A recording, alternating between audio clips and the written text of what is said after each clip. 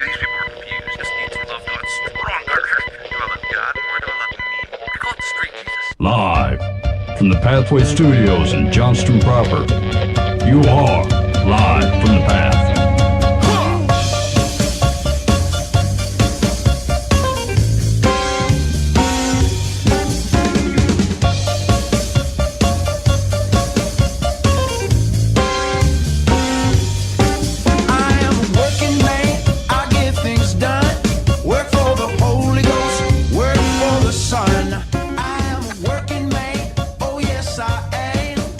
And you're listening to Live from the Path. We're coming from the Pathway Studios here in Johnston proper.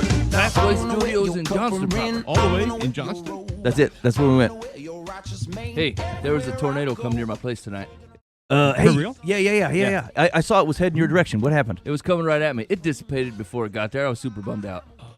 I had the kids in the closet and everything, and I was getting ready to dump them down in the crawl space, and I went out to the porch to check it out, and That's how we do it here. yeah. And then Ed Wilson's like, it's dissipating. It's gonna fizzle out, and they're gonna cancel the warning. I'm like, come on, We were ready. Bring it. I was already outside looking for trouble, and I just taken insurance off my crappiest vehicle, and I thought that's the one that's gonna get hit by a tree, because it never leaves the property. I just use it for tooting around and whatever, and moving stuff and plowing snow. And then I just took road insurance off it last month, and I thought, I see what's gonna happen here. That tree's gonna fall right on my truck, and that's it. Oh, yeah. What is it, like $5 a month? How cheap are you? It's 20. What? $20 a month. That's like $2,000 a year. No, it ain't. No, it ain't. $200 Not a like year. that at all. It's like $240 a year. $240 a year. That's outrageous. Seems reasonable. All right, here's hey, I got great news. So you guys remember I had two things I was supposed to do from the show from 2 weeks ago, and I had 2 weeks to do it. Here's what I accomplished. The first one is right now live is the Live from the Path complaint line. Yes. Ooh, So you listen to the show and you say, I heartily disagree with this noise. You may call and leave a message so that we may enjoy your harassment of the program. Here we go. The number is 515-517-0085. That's 515-517-0085 for the Can Live you from the text Path to it? complaint line. Oh, you cannot text to it. You have to make a phone call. Yes. Yeah, you got to call That it. stinks. Why can't you text to call it? Well, actually, try to text it, Mike. See what happens. All right. 515-517-0085. I'm on it. Okay. Anyway, that's the Live from the Path. I mean, it could be the praise line, but I mean, I think not. I think that's not what's going to happen. So anyway, yeah, give us a buzz. The Lord has blessed me richly through your show. All right. Here's how he is speaking to me. Now just again, if you're driving, go ahead and look at your phone and try to stay on the wheel. 515-517-0085. That's the Live from the Path complaint line. You go ahead and give it a buzz and leave it, and we'll listen to it. Now here's the deal. Don't swear on that line. All right. Don't be using your vulgarities. Or if you're going to, say up front, I intend to use vulgarities. That way I don't play it live on the show and cause a bunch of problems with the internet. I have tender ears, too. Yeah. I texted it, Ben. Check, see if it showed up. Okay, hold on. It was 515-517-0085. That's right. I hope so. Otherwise, I really said something mean to a guy I don't never met. Some guy named Butch. Why is his name Very Butch? specific name, Dan. I don't know. Yeah, no, nothing's showing up. Nah, that's too bad. Okay, we'll give it another minute or two and see what happens. Okay. Anyway, so there, I accomplished that. Secondly, I mean, a twisted turn of events. So we decided at the end of the last show that we hadn't seen Buva forever. And we said, look, I don't know what's going on with Buva, but we ain't seen him in a long time. And we said that the people who listen to the show would like to hear from him one last time. So we're going to put together a Buva Gala. Like a celebration. Buva Gala. Yeah, it was like one more show where Buva would come in and we could play his greatest hits about Taco Gordito Crunch and whatever. Hey, man, that was awesome. And then he could do whatever he's going to do in life. And then, truth be told, I didn't even tell him. I totally forgot. Like I was supposed to say something about it. And then the wiseacre shows up in here anyway. Yeah. For a non-Buva It's like Gala. a God moment. Yeah. Hi, Bova. Hey, how's it going, guys? Yeah, pretty good. It's like 2 he years never since I've been left. on the show. Yeah, pretty good. Yeah. I mean, I suppose that's all the catching up we really need to do. Yeah, we're putting along. so I mean, this is awkward because I did not put together a gala. I mean, No. I can be the live gala and then disappoint us, just like we expected the Boy, non-live I gala couldn't be to more do. excited for what you view to be as your greatest hits. I think that Gordita Crunch thing is it. Like, Remember that time I was super awesome? Yeah.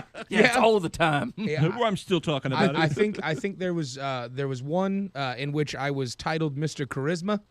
Boy, that was like 6 years that ago. was like 6 years ago at one of the old studios. You have to renew that title every 2 years, and I'm afraid you don't meet the criteria. No, that's totally fair. I'm not Mr. Charisma anymore. I think there was the Super Taco Gordita Crunch thing that lasted about all of 14 seconds. Yeah. And I would say that's about it.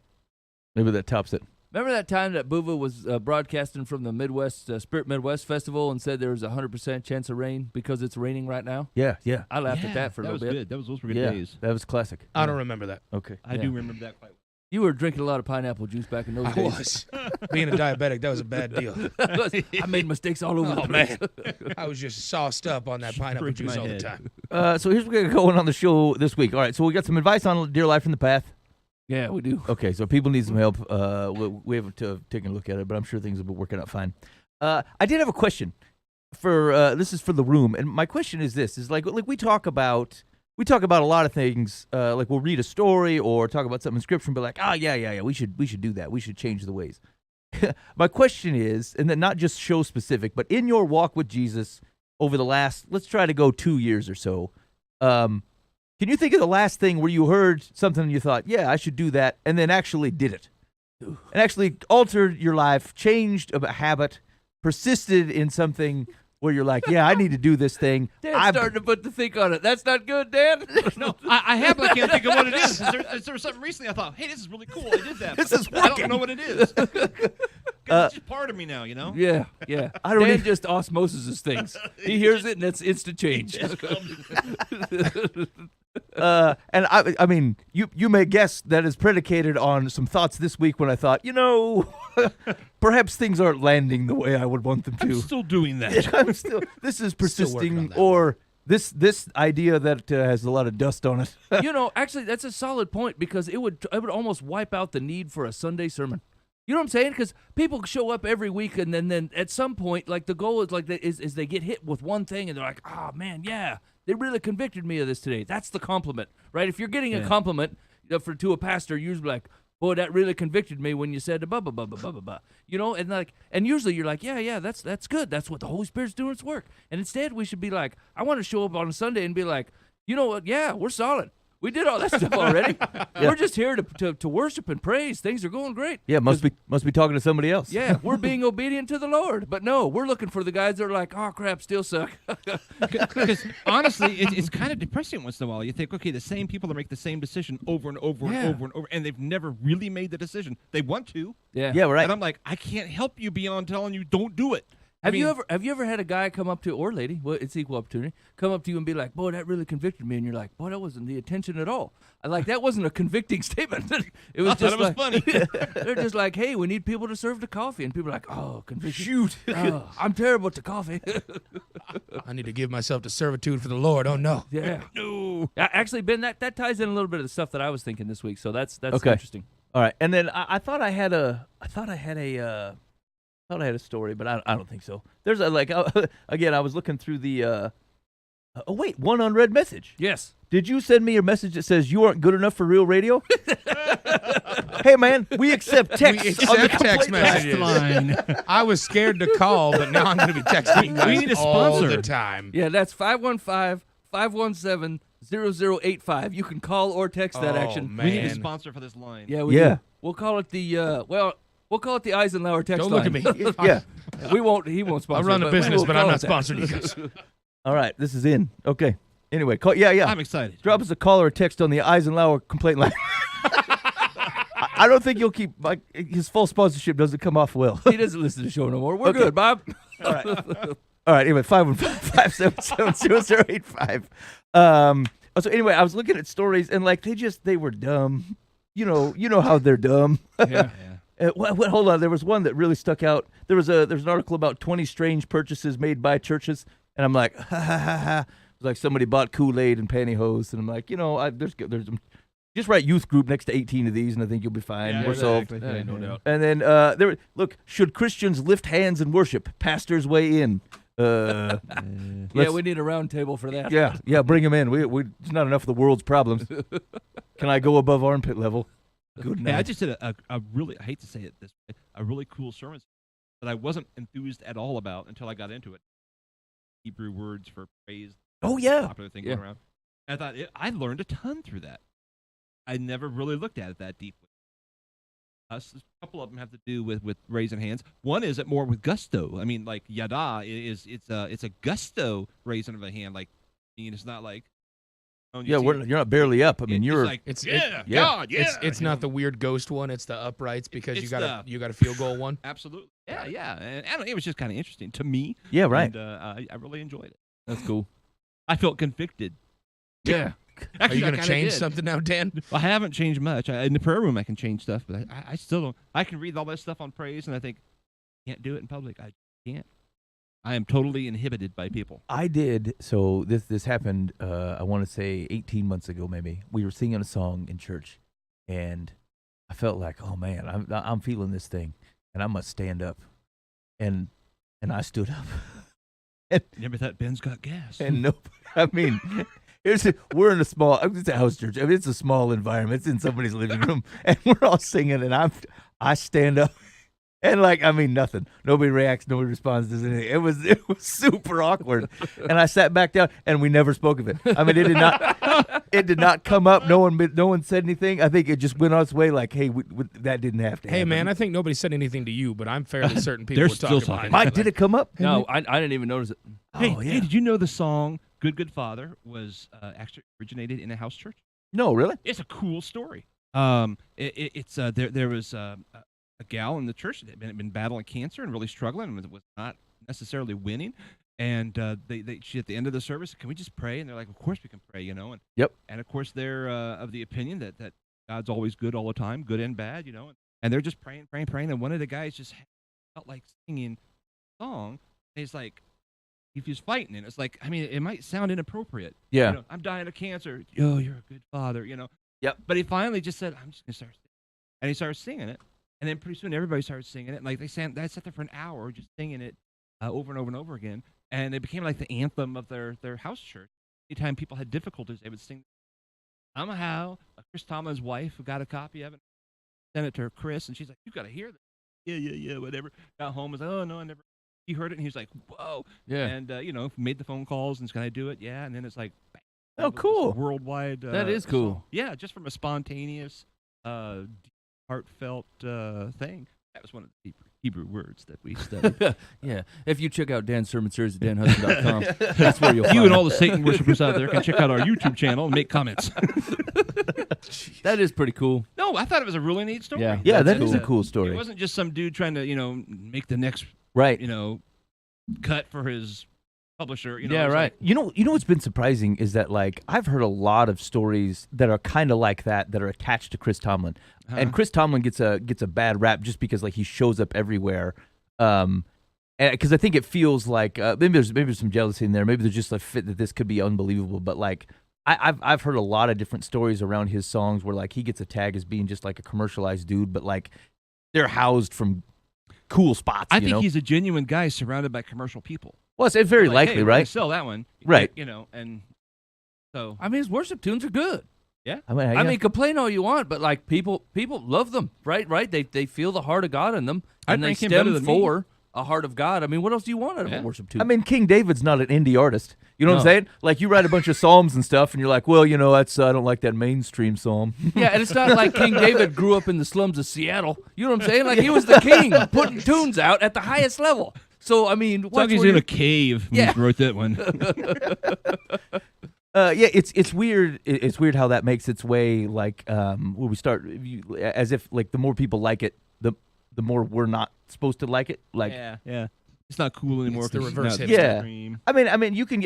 Sure. Even if the heart of the guy behind it wasn't good, and like I said, I'm not saying that about a guy like Chris Tomlin, but even if his heart wasn't good, I mean, does it say something true about God? What am I going to trace everything down to every sinful corner of a man's life and go I ain't going to celebrate this because you stole a bike from a kid when you were 9? Yeah, Yeah, that means you should sit away from my YouTube channel. yeah, that's right. I mean, yeah, we've all got stuff. Yeah. All right. And Except I then changed most of mine in the last 2 years. Yeah, of Yeah, course. Dan's back to your Dan's original got that. question. It's osmosis. he's flipped it all around. I just can't remember what it was. Well, It yeah. was big, Okay. though. Okay. So I don't think we have anything else going on. So from that, Mike, did you thought of something something you legitimately changed, Or something. Oh, and here's the deal: in absence of, or perhaps in addition to, is there one thing that you've talked about changing and it just has not flipped yet? But like it's just something you really want to do. Okay, so I can talk about a thing that I would like to flip, and then the things that I've done that have worked, and the things that I've done that haven't, and while it continues to be a problem for me, and it had to do with putting God in the right perspective and having a grateful heart for some things, for almost all things, right? And like and a lot of it stems like I just having a crappy time at my job, and I'm like, I hate nothing really changed, I don't think. But like I just didn't. I was taking all this stuff in poorly. There was some outside family stuff, and I was taking that in poorly, and I'm like, man, I just don't. This shouldn't be it. Like I believe in a good father, and I just feel like junk. And then my wife started getting up at like 5:30 in the morning, and reading her Bible and reading. We talked about you guys laughing at my devotional action, which I bailed on incidentally. Okay, so that's not the one. No, but here's the thing. But my wife started doing this, and like it was just so crazy to watch this change in this woman, like, and not because it was anything more that she was intentionally getting up and spending time with God. The fact that it was 5:30 in the morning doesn't really matter. It was set apart time to be with God, and she just would not miss it. And I'm like, man, I've got to do this. I've got to do this. And like I don't have to do it at 5:30 in the morning, but I've got to start doing this intentionally. Like, what kind of God am I claiming to follow? And just a small amount of obedience and spending time with him. And I just wasn't doing it. And then I did. And I pulled it off for, I don't know, man, a couple weeks, I think. And man, it was the best 2 weeks. It was just flat out awesome. Almost everything that I was dragging me down and I was worrying about got put in perspective. I talked to God about all the things that I was concerned with. I gave him all the things that I knew were above me.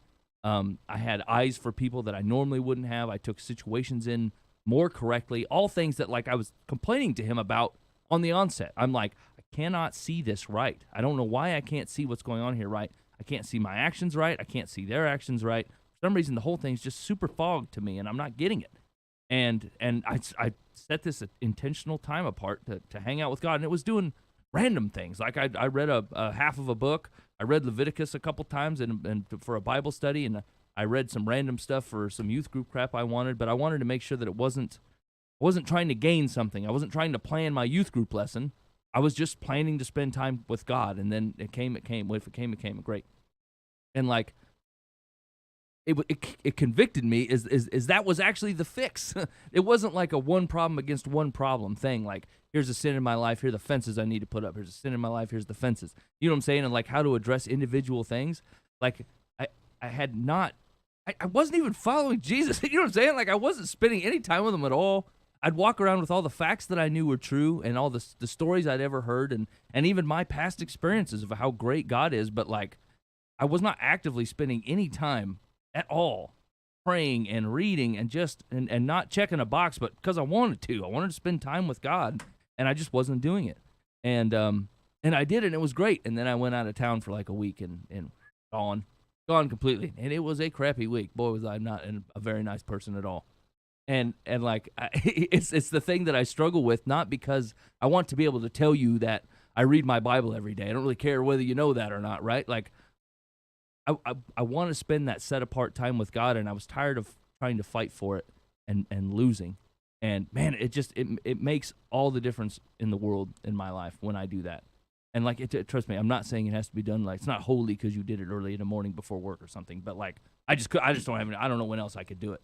And so, but like that was on purpose, and it was difficult and because I was tired and I didn't want to get up, and I did it anyway. And like it was awesome. It was very, very good. It still is, right, if I do it correctly. Okay. So it's not something we've done, something you did that you actually want. Well, it is. It is kind of. It's something you committed to, but it's something that you're having. It's hard to keep. Yeah.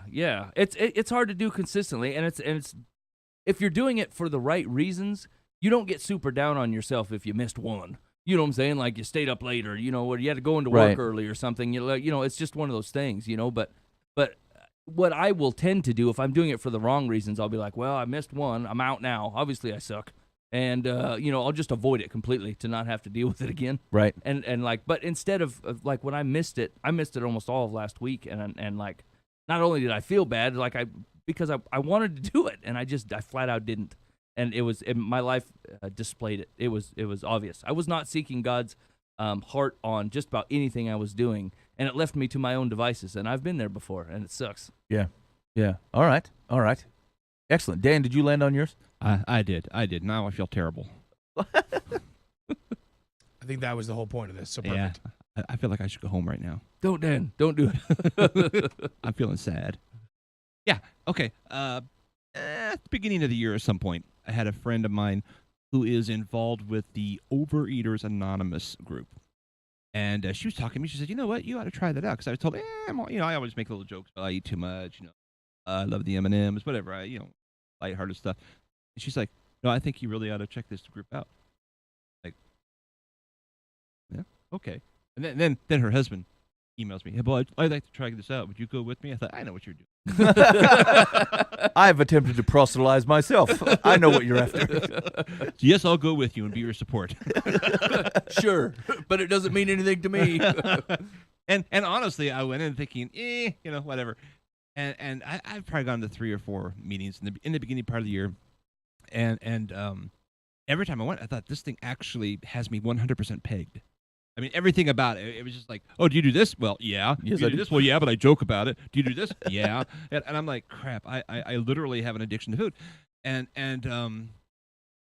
so I thought, before going to Africa, probably 5 months out, I thought I'm going to go on this pretty intense fast, basically a Whole30 thing, basically, essentially, where I didn't eat all this different, I took all this stuff out of my diet, and I have no problem at all when I'm fasting. And I was a part of the group at the time. I said, hey, here's what I'm doing. I have control of this. I'm obviously not an addict. I said, but we'll see when I get back from Africa how I do. Uh-huh. Bomb. Oh. Absolute Oh, bomb. man. I've been eating like a, I don't know what. Campground raccoon. Yes, a campground raccoon.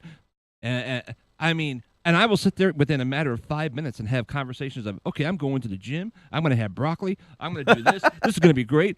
And then I'll just not even think and reach for M&Ms and start eating them. And I'm like, I just ate a half a pound of M&Ms. I love broccoli. Oh, yeah, broccoli. Like, Is this chocolate broccoli? This tastes delicious. I'm like, I have no control. I'm going to kill myself. Yeah. I mean, I just am. Yeah. If I don't, I have got to get control of this. And it only works when I give it to God, but I only do that temporarily. Yeah. And then I bring it back. I'm like, I've done that good enough. I should go ahead and enjoy myself now. Yeah. I can control it. And then 3 weeks go by. It's like, I'm not controlling it. But it's okay. I don't. And then all of a sudden, I'm like, man, my pants are tight. Dang. Anyway. I mean, tell me that scenario hasn't played out in everybody's life over something.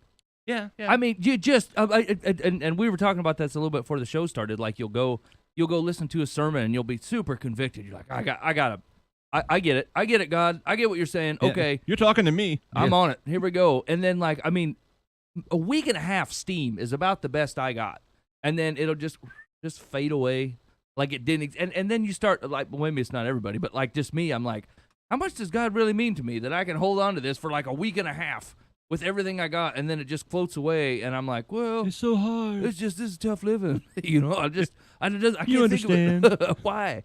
And it's weird because we do that, and so, dang, I'm with you, Dan. All right. Buva? All right, so I've been thinking about something specific, and I don't know if this counts for what you're looking for, but I'm going to say it anyway because I'm big. So we've been doing prayer rooms at Pathway for 10+ years now, is my guess. And I've always kind of done the exact same thing going into them every time. We have a really cool thing. We have this cross set up, and it's actually built from wood. And it looks really cool, and the imagery of it is awesome, and it's backlit up or front lit up, and it makes this really cool moment where you can go in and you can stand at the foot of the cross, or you can kneel at the foot of the cross, you lay at the foot of the cross, and then they've got a shredder next to it where you can write out your sins and then shred that out, right? And it's always been this really cool exercise for me that I felt like I've brought this stuff to the cross and I've shredded it up, but then I stay there. And I kind of just like kneel or literally lay down at the cross and just feel bad the whole time.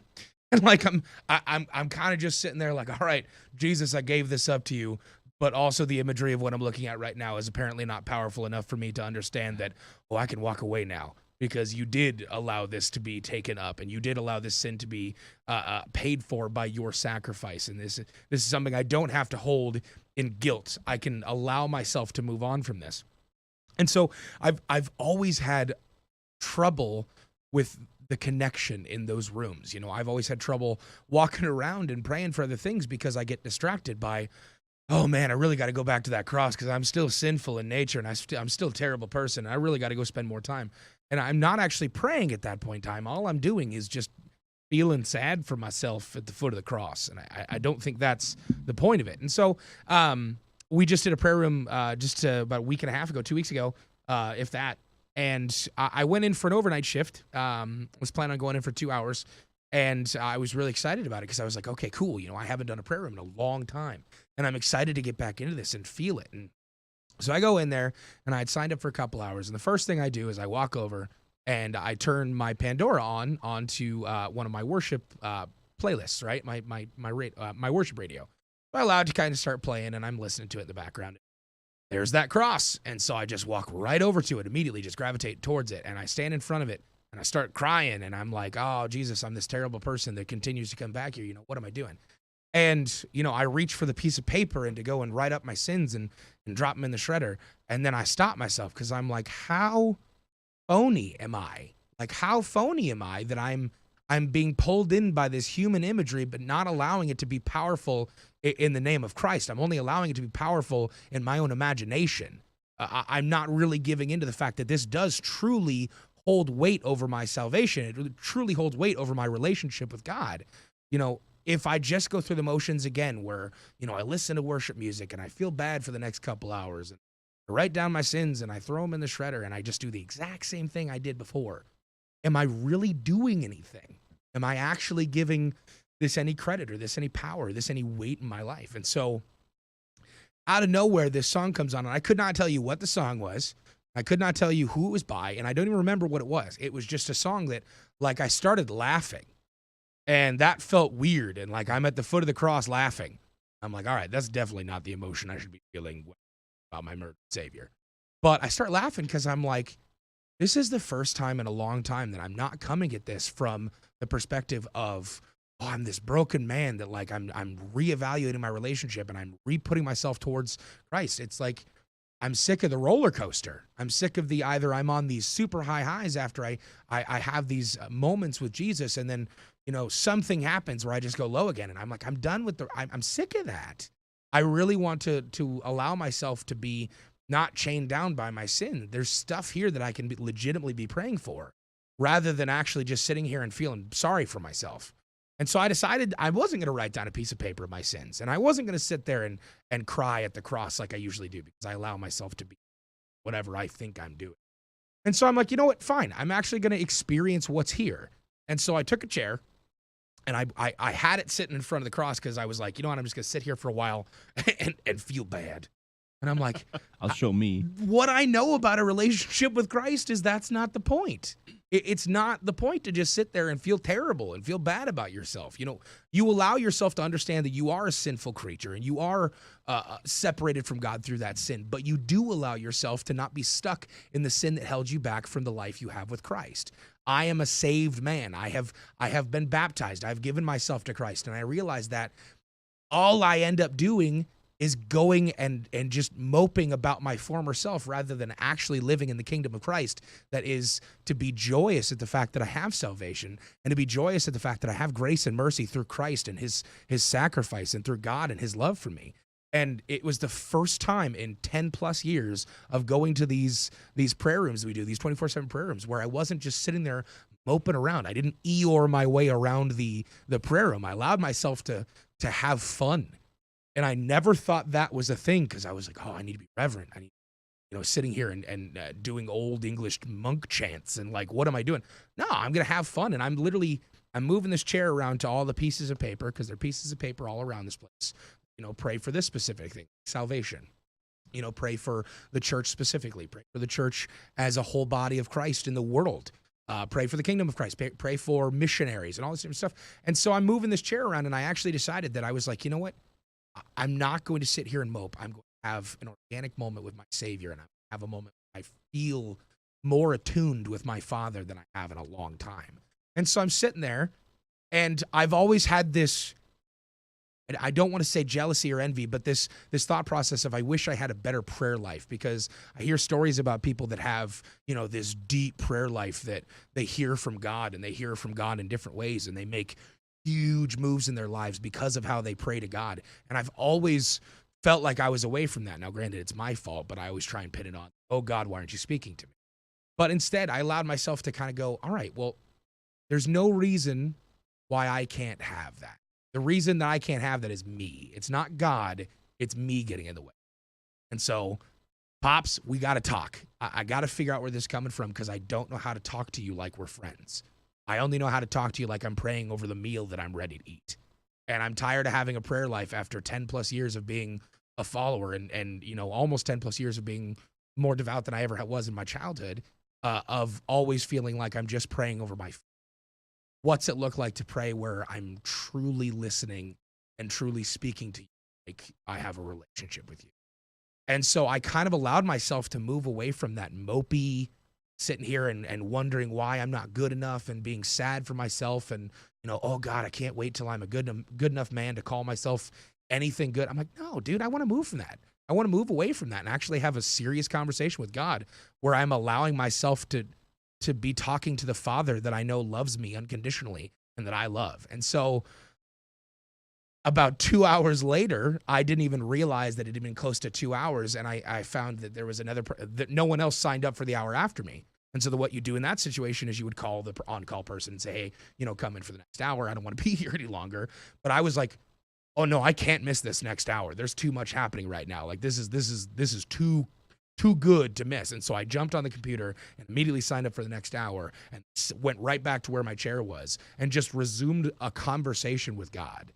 And it was the single most fulfilling moment I've had in a very long time of true closeness with God. And it was an amazing feeling. Like I felt this whole time, like, what have I been doing? Why have I not been doing this for 10 years? Why have I been, only reverently, but not even from a respectful manner, just because I don't know anything else, praying over my food. I'm sick of that. I want a relationship with God where I can go, all right, Pops, here's the deal. I don't even know what's going on now, but there's some serious stuff. And it was conversational, and I wasn't like sitting there with my eyes closed. I was literally just looking at a wall talking, but it felt close and it felt organic and it felt real. And I want to continue that. I don't want to slip back into my, dear God, please let the food be healthy. I want to truly continue my prayer life and that closeness with God that way. And that hasn't been something I've been working on for 2 years because I didn't even really know what I was doing or what I was missing. And so that was kind of my experience to where I'm like, that's what I want to chase after. I want to chase after that closeness, and I want to chase after that true conversational feeling in my prayer with my Father. It was like I was talking to my earthly father for the first time in 15 or in 10 years, and it felt amazing because I was close to God, and I felt like I wasn't just, dear God, help all the orphans and make sure that this turkey I'm about to eat is good. It was true, deep conversation about, this is what we need to be doing in the church, and this is where I feel like I'm missing it, and what can I do? And Father, give me eyes that are yours to see your people. And it was a really, really, really intense experience. But it wasn't something that I was just crying and mopey. It was something that I was joyous about the fact that I finally felt like I was talking to my. So it's interesting because, like, at its core, I think if there's a continuation or a persistency in all these stories, it is actually the sustainment, right? Because what you just described sounds awesome, right? But at its core, it's not altogether different. Like if you're talking about highs and lows, it's a high. Yeah. Oh, absolutely. Right. And so the difference between this being another up and down, like another valley, or high and low, is its sustainment. And right. And maybe don't hear me saying I think the notion of a sustained high is a false one in general. Like even the thought that like, hey, I'm high and I stay that way. But like it's the point is there's something. This isn't quite right the word, but it's like habitual about it, right? Something that persists about it, where you don't end up like you think about the beginning of James, right? You're not being tossed around by the waves. Right. There's wisdom in consistently. Not saying that your situation changes, but that ultimately they are digested through in light of God's character, and recognition of ultimately trust and faith in Him through the persistence of the waves, right? And so like either you're going to ride them or you're going to ride on top of them wherever they go, and so I think that's kind of the common theme here is like good intentions. A desire for the right types of kind of persistent relationship with God, where there's things that aren't constantly getting in your way or throwing you off course, and the real risk of wanting something and then ultimately having it not remain very long after you want it, even though you still wanted it. Like one of the things, I was actually teaching at the start of James, and like the image that kept coming into my mind was how many times you have adultery, issues of dudes and adultery. And like it was so preposterous to me, you guys like, I really love my family. And you're like, well then why the heck? What are you doing? Why the heck would you do such a thing? But the truth is that our reality is actually that. I really do love my family, yet I have done this thing. Or I really do want, if you look at the other way, a sustained a relationship with God, where I'm like I'm spending time, not because He's going to smack me if I don't, but because I want to. I really, really want to. I have a room full of genuine fellas saying, I want to do X, Y, Z in my relationship with God, and we're in 10 days. And I didn't do it. 3 weeks, right? And you didn't do it. And the truth is you actually still wanted to. It's true to say you wanted to.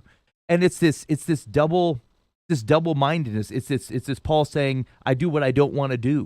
Right. It's this discipline. Like there's a discipline to it where Paul talks about treating it like you exercise your body, you exercise kind of your spiritual stuff. And like I think the mistake often is the guilt that is associated with our lack of willpower. If only I could, had it in my mind or in my gut that something would persist. When the truth really is, it's a habit. There's a motion to it that says, not snooze, get up, read Bible, right? Not TV, get up, go to class, go to the group, right? Not settle for, here's my phoned in prayer that seems to tick the boxes, but like, can I get my head in a space where I'm actually trying to have a conversation, not trying to fire off a thank you card, right? And so the truth is that a lot of times I think our barrier isn't the right desire, isn't the good intentions. It is simply this makes it seem like works, but it's not. It's the physical action that says, I believe this, but I live in a fallen body, in a fallen state, and it will generally choose something that's not that. I have to make it. I have to control it. I have to send it this way. And it's the combo of not doing that, and then the guilt that's associated because you know that you actually want to do it. That actually I think brings people to low places because it feels like it's never ending. It's a constant cycle of double-mindedness that doesn't go away. I always thought that was kind of the idea behind when Paul said he beats his body daily. Yeah, I always thought that was an interesting phrase, but that's kind of the context I've always looked at it. It's like, no, I will make myself do this, whatever it is. Right. And we don't as much. Right. And like we are here's where stuff gets mixed up is that we I think we're pretty hard on ourselves about that. And it goes, I think you run the risk of taking it the wrong direction. Look, it's not a salvation issue because your works aren't that, right? Is it do I get everything that flows from the promises of Jesus? Yeah, like they're a gift that you take part in, but part of you taking part in is to kind of to be in them. You have to be in them. You have to walk in them. You only get, again, going back to the start of James, right? Like, through the testing of your faith produces steadfastness, and steadfastness has its full effect that you may be perfect, complete, lacking in nothing. Like, they're connected. It's a process of through which you can't, the example I was thinking of was like, you don't know that your full weight can be borne by the branch until you actually go out on the branch. And then the next time you try to use the branch, you're confident in it, right? Like there's a thing there. If you never go out on the branch, you actually never actually have that confidence, even if you thought in your brain you did. And so it's stuff like that where there's a physicality to our faith, which isn't a surprise. Jesus walked the earth, right? There's a physicality to our faith of which you actually have joy because you actually went through things that produce steadfastness, and you persisted instead of bailing. And so I think it's where all those things is. Sometimes we think, "Whoa, man, I shouldn't have to struggle so hard. I got the Holy Spirit, and I'm not supposed to have to fight this." That's yes, you are. It does take that. The only way that you can actually succeed in such a thing is because you have the Holy Spirit. The thing that keeps coming up in your mind that says, "Hey, we really should persist in this," that's the Holy Spirit. It's your general lack of. There is a will thing. There is a will thing that says, "Hey, I actually just have to do this." It's super simple. I got to not snooze the deal. I got to get up and read. That is a little bit of a lack of weight to the way that we perceive these things, right? Like, and when you look back on what was one of the sacrifices they had in Leviticus, where it was the guy that found out that he sinned and didn't actually know about it. Yeah. And then he's like, he produces this offering. I remember when they were talking about in the first half of Job, where Job would go out and do sacrifices for her kids just in case they sinned while he was gone. Yeah, right. Like, I mean, this is a dude and a culture that like took the weight of sin and goes, "Oh man, oh no, I had no idea. I got to get back at this thing right now." Right. You know, like these are guys that are looking at separation from God correctly, where we run the risk of doling out our own grace because you know what God's looks like. You've seen God's grace before, and you're like, well, I mean, he doesn't seem all fired up about it, so there's no reason for me to get all fired up about it. Right. I did this thing, it happened. Let's just move on. You know, it'll be fine. And what was the in that same area of Leviticus? So there's the guy who finds out about the thing that he did was somehow defiled something holy, like he touched something within the sanctuary that he wasn't supposed to touch or whatever, and he finds out about it later on. And the thought was that like it has an impact beyond him. So not only did the thing happen, but there are consequences outside of just the presence of sin on your community around you. And so like the second set of sacrifices in that same one was like finding out about one of the consequences. Like something happens and you're like, boy, I don't remember doing that, but shoot, maybe it's tied to something I've done, kind of like the Job style thing. And you still do it. And there's a reverence for that, of which because we are living in a post Jesus dying on the cross, but if it is sold that like the Jews at the time, like, were coming from the perspective that saw all those things and knew about them and practiced them, and then post Jesus, like, it's hard for them to digest, but like they get the full weight of those things. As we separate ourselves from like Old Testament story type stuff, we actually lose a little bit of our understanding of kind of the power, ultimately what Jesus does. And think not that he's asking you to bear the weight, right? But it's just right perspective on the things that are going on. We've never seen life lost because of our actions. Right. You know, we just know, oh, it could have been a goat or something, or, well, it was Jesus. Of course, we know. But we haven't experienced that. We haven't had to cut the throat, right, and hear the sound and smell and see the mess and you know. Right. If you think about the guy, like the guy that found about the unknown sin later, that's what it sticks with me, because like if I were to explain it to myself or my kids, they would go, "Well, I didn't know. What did you expect? I mean, what, you want me to do something about it now? I had no idea. That's not my fault, you know." But like the guy, the Israelite goes, "Well, I didn't know. Well, let's fix it. Right. I can't have this. I no way." Where I would just flat out just give myself the grace of going, "Oh, I didn't know, so that's not my fault. Right, it's not my problem." And not only do I didn't know, but it's probably been a while. It's been 3 months. Why would I bring it up? Like, there's no reason to say it to anybody. It's what's gone is gone. I don't see any consequences around here. Maybe we just continue. And it's like, hey man, lest there be consequences. Like their thought was like everything has consequences. There's consequence to sin in life, and so something must be done. And again, it's not pointing to say what you can work your way out of salvation there, but there's like a core reaction that says, I care about this. This means something to me. It means something to have separated or offended God or offended His holiness. It means something to me that my sin impacts my community around me. If there is something that can, like there's two caveats to that sacrifice. There's one that's like if there's a restitution plus like a fifth. So like try to set things right to the extent that you can, and then there's an acknowledgement that you separated yourself from God or that you've infringed upon His holiness, and then here's how God has allowed for that to be dealt with. And maybe God is handling the thing with Jesus that handles that that second half of it, but like even the concept that says, shoot, man, I just don't want to be part of that. So but maybe that's what I'm saying is like some of the things is our double-mindedness, right? But like if it's not like I accidentally kill people. You know what I'm saying? It's not like I accidentally steal from the store. I don't do any of those things because it's important to me that I don't kill people and I don't steal from the store. So how does the same thing come true when I say, look, I want to have set apart time with God? It don't have the same weight to me. And like that's a problem to me. Yeah. You know, do you get what I'm saying? Yeah, like, yeah. Like Optional there are area, things in my life that yeah. I've thrown that gauntlet down, and so why not this? Is it really that important to me? And that's when I go, it should be. It should be. Yeah.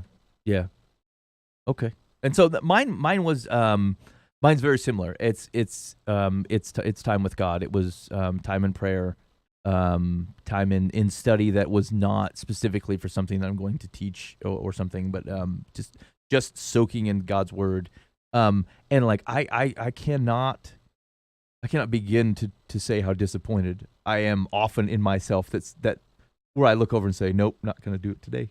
I'm not going to get up this morning. Here's the deal. I make it to work on time. Yeah, right. I mean, relatively. I ate breakfast. That's right. That was important to me. Right. I found a way. Like I call in. I get all my work done, and sometimes like if I can't get all my work done during the day, I'll work a little bit at night to make sure it all gets tucked up. Like Dan, we share this, right? Like you teach every Sunday, it's coming. You never show up and be like, you know what, just didn't get it done. Yeah. It may not be its best, but like Right. you saying something. Yeah. And you see thinking to yourself like, I have a sense of things should get done and figure out a way to do them, and then the things that I know to care about, they just pass. And like and you're right, like I have a positive experience around them. Like if I can get them in, if I can do them for a number of weeks, you're like, yes, I'm feeling great. And it's not because it feels great. It's just because it's because it is great. It is good. It's right. yeah, It's right. right. Yeah. And you just can't persist. And it's frustrating. Well, yeah, even my little food thing. I'll eat healthy for a couple weeks. I think, man, I feel good. Everything's just firing. It's like, why don't you do this? Why don't you live this way? Yeah. I'm never gonna get that bogged down again. Then I'm like, oh, those M&Ms look good. Right. And you find yourself walking somewhere and you've gone through the Burger King line and you're like, what in the heck? Yeah. I'll go 4 years and not do fast food. Then I'll have like every day for 2. I'm like, What happened? yeah. And I feel terrible. Physically. I've been running like I'm doing a 5K on this coming week, and so buddy. like I've been running and kind of training and trying to do better, and like part of that is to eat better, because the thought of running off calories and then wasting them eating a cheeseburger or something irritates me because I hate running, and so like it's not worth it to me, and so I drove up to Minneapolis this week for work, and I was hungry and I stopped at I think the Chick-fil-A, and I was like I'll eat the Chick-fil-A on the way up, and then I got halfway up Minneapolis, it's like 8 o'clock. I'm like, shoot, I'm hungry again. And I find myself I stopped at the Starbucks. I was like, I'll get something to drink. You know what's by the Starbucks? An Arby's. I stop at the Arby's. I order a full meal at the Arby's. And like I was driving out of the drive-thru and I thought, this is ridiculous. Don't eat it. You don't have to eat this. Yeah. Waste the $8. Who cares? Throw it away. You already went to the Chick-fil-A. And You already went to the Chick-fil-A. And here's the deal. And I got a soda from the Chick-fil-A, and I stopped drinking pop. And so, and you know what I got from the Arby's? Freaking another round of pop. After I had bought a tea from the Starbucks, and I'm looking, I'm like, this is preposterous. And sure enough, half an hour later, I'm reaching in the bag and I'm kind of eating half the thing. And I thought, what is the matter with you? Throw it out the window. And nope, just one more bite. And I thought, ridiculous. It's ridiculous behavior. It is. Childish. I have the same. Mine sounds terrible, but I have the same problem with cigarettes. Right, like Right. I'll go months without smoking, and then some random dude would be like, "Hey man, you want to smoke?" And I'm like, Well, yes, I do. "Of course I do." Of course I do. Free of Thank charge. you for Why asking. wouldn't I want a Not cigarette? going through the bank account, so I I have do to that. explain it to my wife later. Sure, that sounds great. Do you have a lighter? I keep one in my truck just in case this kind of thing happens. And then I'll smoke it. I'm like, this is terrible. I What a don't even wretched like man this. I am. Except he's still rambling on, and he's like, another one? I'm like, yeah. Well, I'm already in. We're duding it up out here. What do we want me to bail on the dudeness? No. Oh terrible. man. Here's the deal. Losers. There's not a solution to this Okay, hold except for like pull it together. I have to caveat this story because I Okay. had gone 2 months without smoking one time, and I was super excited because I'm like, this is fine. And then I'm pulling out to go. I'm going out of town for a week with the boys, and there's a pack of unopened cigarettes on the side of the road. What? And I'm like, you got to be kidding me. What could have happened? Who would throw out a whole pack of cigarettes? Probably a guy who's just fed up and wants to quit now. Yeah. And chucks them. I'm like, just for my gain. So I pull over and I pick them up and I'm like, ultralight 100s. Gross cigarettes. And I think I'm going to take them with me. So I drive them all the way into Altoona. I'm just about ready to get in this rental car and we're going to head for Kansas. And I pull these cigarettes out and I looked at the guy with me and I go, Andrew, I found these cigarettes on the side of the road. I'm going to pick them up and smoke them. How does that ring to you? And he goes, either really great or super foolish. I'm like, it's foolish. I'm going to the garbage can. I'm going to throw these in there, and then this car's going to leave directly, and we're not buying cigarettes. You understand me? And he goes, I'm with you. So I ran over. I chucked them in the dumpster. I'm like, yeah, take that. And the guy looks at me and goes, well, that was stupid. That's like $8 worth of cigarettes. I'd have smoked them. I'm like, Oh, no. dang it. Stupid Andrew.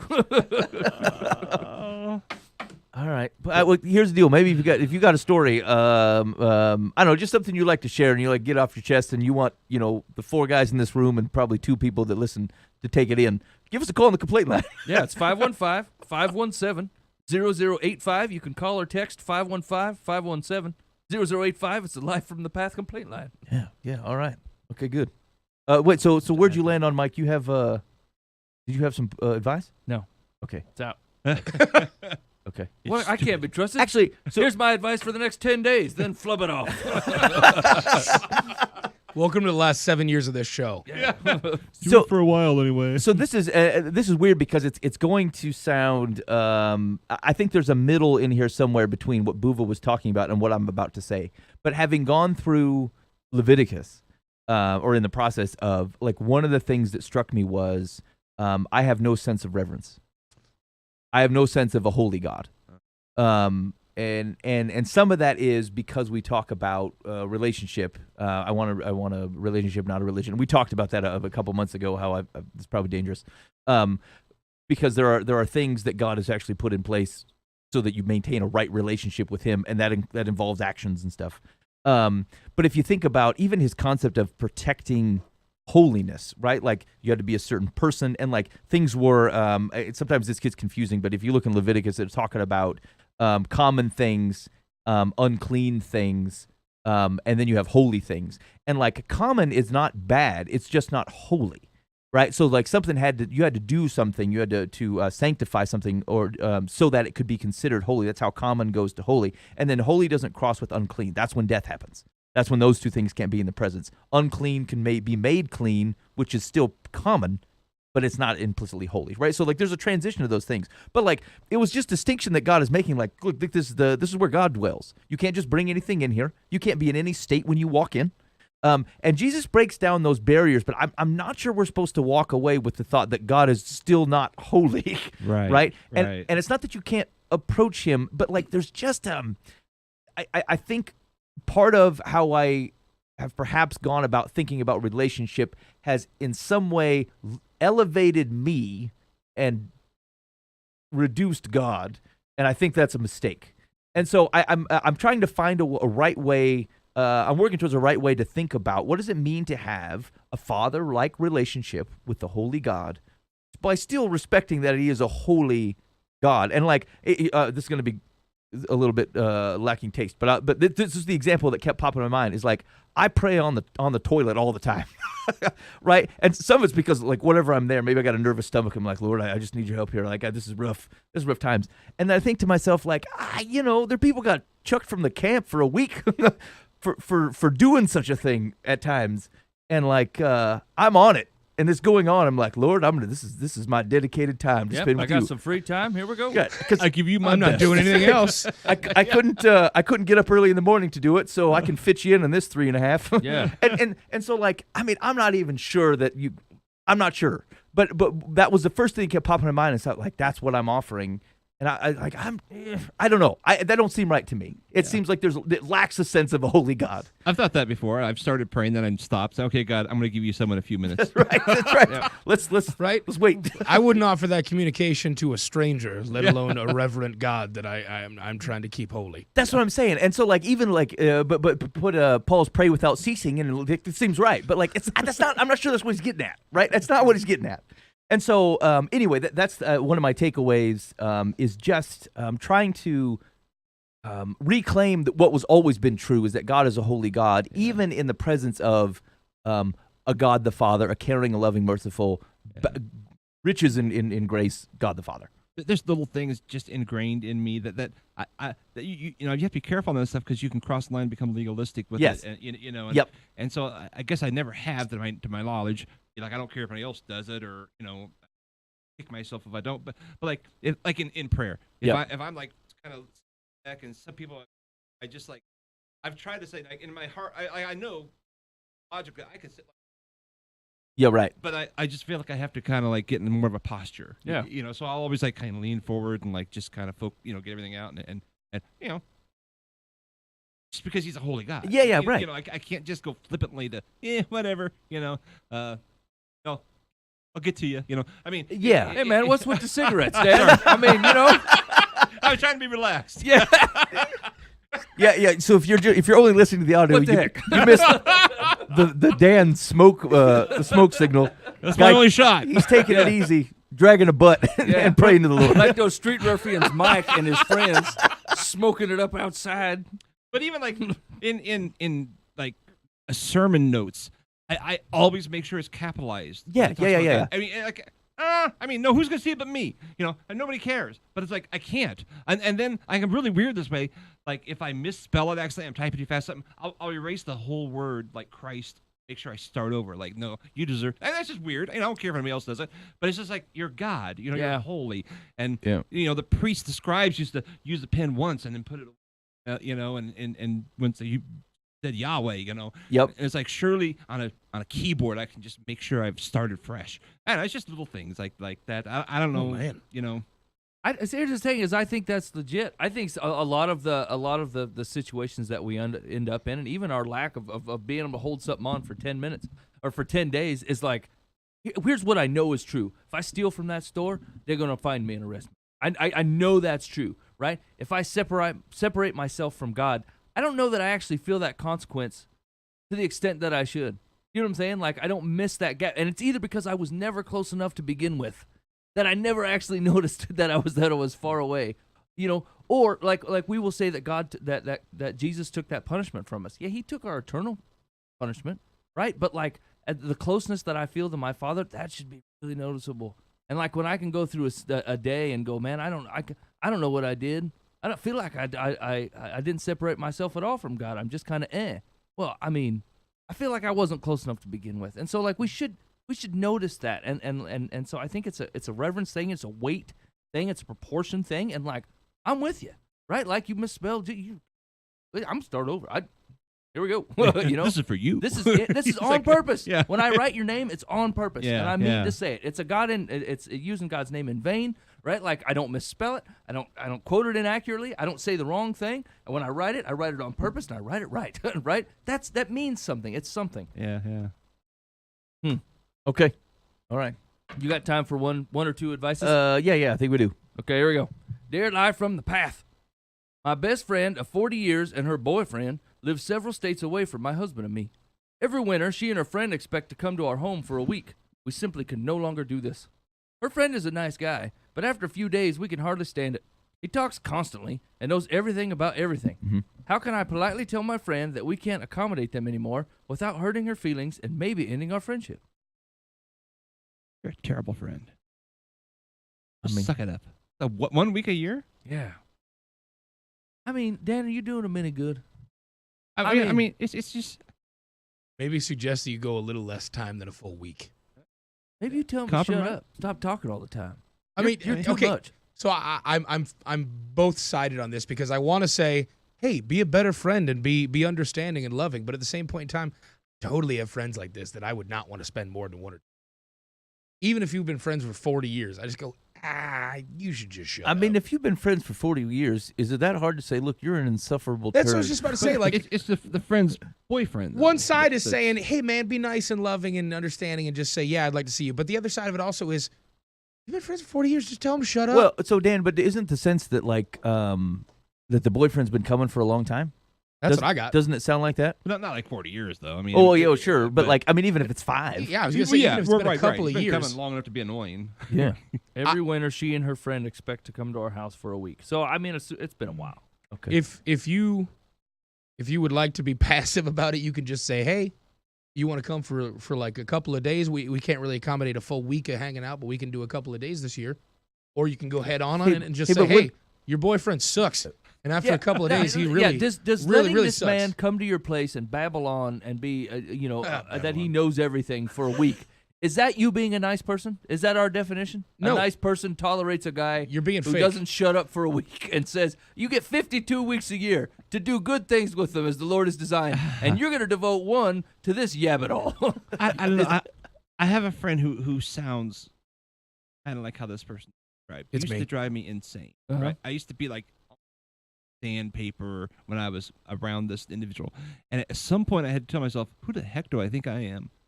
That's just who he is. That's just his personality, right? I mean, is it annoying? Yes. And so I've learned to enjoy and value the time I'm with this person, which isn't all that often. But when I am, it's like, you know what? I'm just going to enjoy this person. And that has made my life much more relaxing because I'm not, getting in the car. Can you believe that?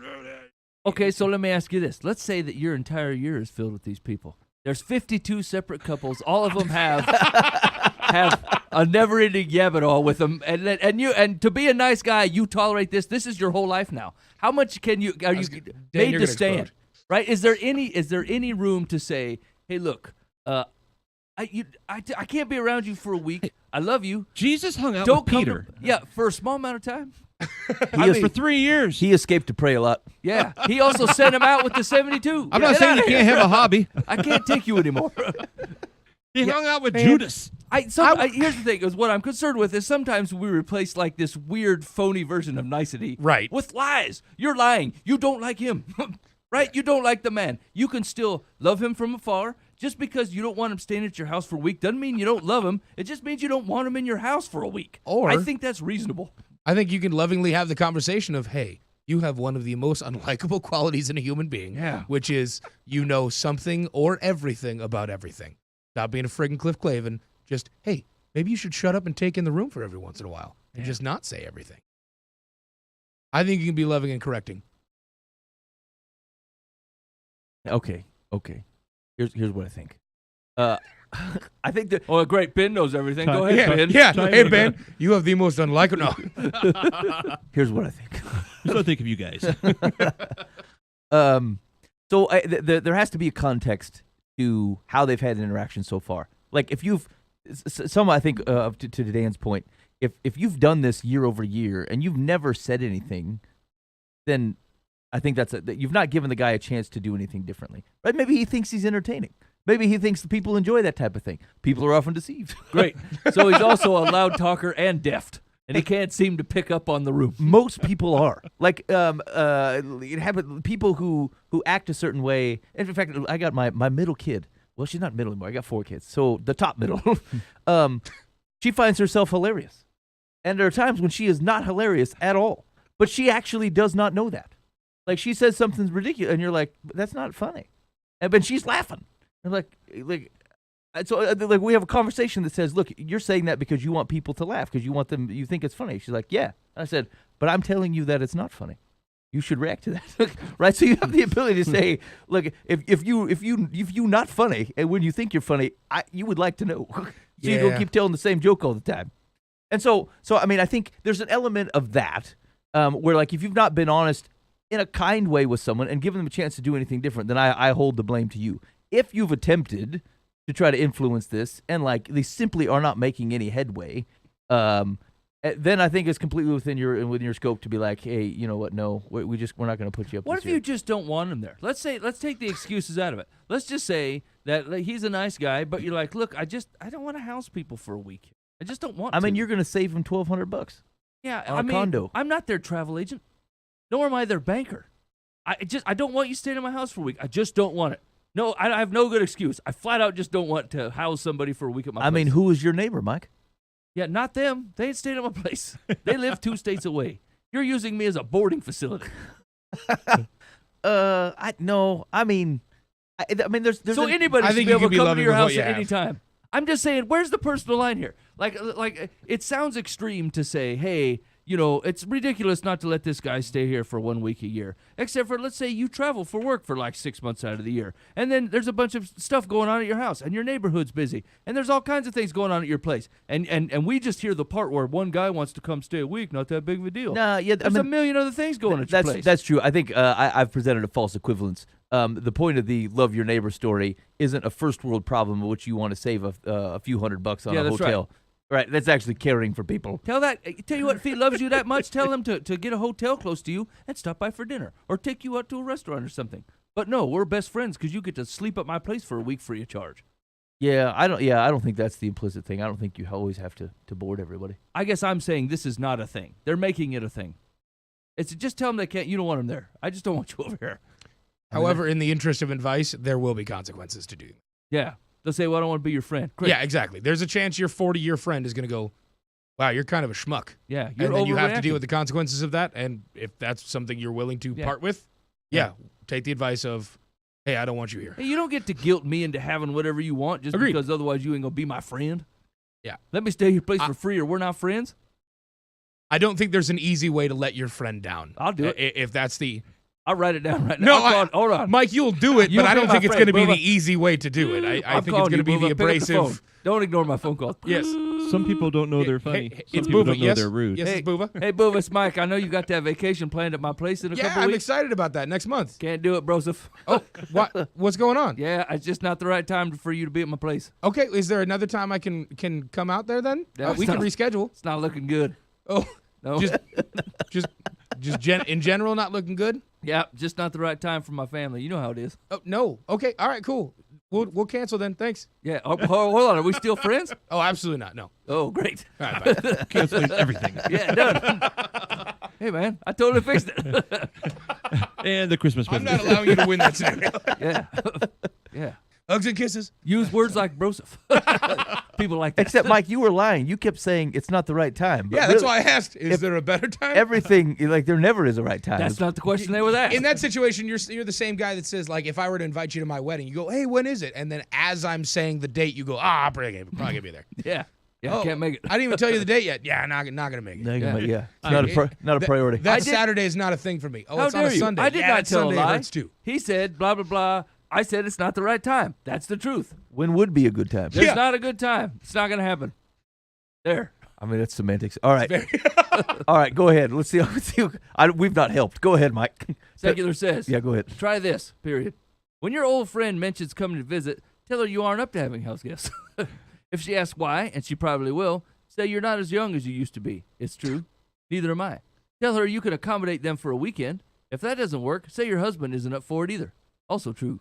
However, if neither excuse works, you may have to choose between telling your friend the truth and fibbing by saying you plan to be out of town. Yeah, lie to him. What the heck? 40 Be years passive friends, and they're probably in their pansy 50s and or lie to your 60s. best friend and say, well, technically it's true if I say I don't want you here, but I don't want to say that specifically. Same with my husband. And if those don't work, just lie. I mean, that's something you tell the Mormon when he's trying to schedule a time to come back. Yeah, Not that's something like- you tell your 40-year-old That's like friend. lying to the housekeeper at the hotel you're at that you don't need to come in here today. It's not dirty at all. Oh, yes, it is. What? I don't do I that. don't. I also don't do that. I always let them in. Clean this place up. Hey, man, Heck, here's the deal. Bubba. Here's the deal. I spent months in hotels. They get to know your name and they know which clothes are yours and all this different stuff. It gets weird after a while because they're like, hey, you live like this always? It's like, no, Esmeralda. I see you like I the do fruit not of the live this loom." way always. Actually, so I had that similar experience when I was in the Philippines for Yep. 6 weeks. I had a very hard time sleeping, and so like I was constant. Like I took all the blankets off the bed, and I would sleep on the floor or sleep on the couch. And like this is a king bed in a nice hotel. And I'm pretty sure they would come into the room the next day and be like, "What is going on in here? Why are all these blankets they get torn very asunder?" confused by your habits. Okay, one more. Yeah, Ready? yep. Dear Life from the Path, I recently received an invitation to a dear friend's grandson's 5th birthday party. In lieu of gifts, donations were requested to a choice of politically affiliated charitable organizations. What? I cannot, in good conscience, support any of them. What's the appropriate course of action here? Must I give the child a gift anyway, or just stay away from the party? I really don't want to get into any political discussions with either the parents or the grandparents. I think there would be hurt feelings if I don't show up. What kind of terrible parent is saying instead of giving my child and or grandchild a present, make certain that you make a charitable donation to a politically affiliated charity. Right. In lieu of gifts, please support Bernie Sanders' campaign. I mean, Right, is, exactly. is that the notion? In lieu of gifts, please make certain that you give a sizable donation to Planned Parenthood for little Johnny's 5th birthday party. I know where the unhappiest kid on the block lives. Right, exactly. Little Johnny's definitely a left-wing activist, so he's asked specifically. What? Yes, assuming it's of a political persuasion opposite of mine, I'm positive, I'm 100% sure I would probably make a larger than normal donation to the party of my choice and bring that over and do it in their name and say, you're not going to tell me who to give my politic money to. So You know, Dan, you seem to have flipped a coin here because the previous answer, you were like, yeah, This is politics, that's a my change friend. within me, and I can just tolerate them, and I'm a happier that's person. people. There's people and there's politics. When people are trying to force their politics on me, it's like, no. So you respond in kind and make a donation in their To name. the opposition. Yes, their Dan. phone number and Makes cell more phone sense. number, email. Yep, you're consistent. You're good. I like your ways, You guys Dan. are very pro-choice. Well, here's pro-life. Yeah. Dan brings it out with a right-wing hit. Telling you that's what I would do. I I'm mean, not saying it's right. Here's the deal. That is tasteless. That is a Are you tasteless talking about offer. what Dan's doing or what the, It was what the equally birthday tasteless. kids, what the Both. kids doing? Or having a politically affiliated birthday party for your 5-year-old. Dan had the opportunity to choose peace, and he Yes. said, "You know what? Sometimes making peace is starting war." And I would bring my child in a Kavanaugh shirt. Is that his name? So Kavanaugh. Spelled wrong, like a Russian Kavanaugh. Yeah, I'll let KGB him members too. trying to go for politics. actually, I mean, you probably have a better shot of them liking him. If it's- anyway, so here's the thing. Yeah, I mean, you have. There's all kinds of things about this that are weird. One, Mike? Think about would you invite a friend's? This is a friend's grandma. Grandparent. Yeah, I mean, that really seems off board. yeah. And like, if it's distance enough that you would request a political donation and not expect someone to legitimately buy a present, because if it was like a person in my family, you cannot talk me out of it. Yeah, right. Are you friends with the Kennedys? What is this? This sounds weird. Can I wear my That's. Make America Great Again? I don't think I have any relationships, and I'm putting myself about 20 years in the future where I'm going to have grandkids. I can't imagine any of my friends going to them and going, "Hey, you want to go to my grandchild's 5th birthday party with me?" What? No. No. No, Will there be absolutely not. candy? Yeah, exactly. No, there'll be political activism. I'm a pass. We're going to Pin the teach little tail Johnny on the how to donkey? picket. It's going to be On the great. We're going to elephant. make signs and like march on Washington. It's gonna be Yeah, awesome. so here's I would Creepy. not go to the party at all, and I would spend that dedicated time praying for this poor fella, regardless all of the spiritual. political persuasion. Right, exactly. 'Cause Let some- your child be a child, you Yes, weirdo. That is goofy. We serve a hierarchy. Your 5-year-old is going into kindergarten to learn about shapes and colors, and you're sitting here trying to have political donations. I think, yeah, Creep. actual answer, I would just throw the invitation away and be done with it. Right? I don't know that I'd interact with it. I'd just be like, this is Yeah, ridiculous. Here's Hey, the will deal. you come to my grandson's birthday party? No. Yeah. So here's the deal. Sometimes we say, man, how do we navigate these waters? But when those waters are a sewer lagoon, you just don't go Stay in. away from the waters. There's no, you know what? You don't even know how to navigate. You just stay on the shore. That's right. You outfox them just like Noah did in the flood. I built a boat. Good luck. I'm predicting our complaint line will be filled today. That's right. That's 515-517-0085. Life from the Path. Call or text the complaint line. Yeah. You want to see what secular I advice is? can't. Hold on. I can't wait. I have Okay. Secular says, what a shame that a child's party was used as an excuse for a political fundraiser. I can't imagine any 5-year-old being thrilled to receive a political donation as a birthday gift. However, because the child is the grandson of a dear friend, I do think a gift is in order. Make it something a 5-year-old will enjoy. Have it delivered and find an excuse not to attend if you feel it will devolve into something you prefer to avoid. Hurt feelings or not, you are not obligated to go to the party. How do you shop for a kid that has a political leanings at 5 years old? You get them a Bernie Sanders pit. Oh man, I thought of a number of very high quality Bernie Sanders supporting shirts, like that I thought would sell, Yeah. and I didn't do it. Anyway, It's a good story, Ben. Right on. Man, I feel That's enriched by you. 515-517-0085 with all your best Bernie Sanders toys or whatever Ben is developing. what would be a good shirt? Okay. I mean, what do you think? Buy the gift anyway. Send it. Yeah, absolutely. No. Stay away from this whole family. You don't even know that kid. We're gonna cares? buy him a It's a kid. bland Buy him a 5-year-old gift. You got $10, buy him a present. Send Here's a football. Just that you don't know the kid. Why are you buying gifts for people you don't even know? More phoniness. 'Cause I'm a loving phony person. friendships all over. Because Hey, I'm a come loving stay at my person, place. Mike. No, you're not. You're a big fat phony. You don't buy gifts for kids you don't know, unless they don't have gifts from anybody That's else. true. You don't know me. All right, you've been listening live from the path. A big thanks for hanging out with us. We do appreciate it. And yeah, hey man, here's the deal. Although we've labeled the complaint line because that is the most logical use of it. If you've got other things like maybe you need some advice, maybe you got some stuff you want to talk about that you'd like us to discuss, or whatever, use that line 515-517-0085. And we'd love to get to that. And yeah, that's what we got going on. So we will see you possibly next week, maybe the week after. We'll see how things shake out. In the meantime, be faithful in the means. God will handle the ends. You've been listening to Live from the Path.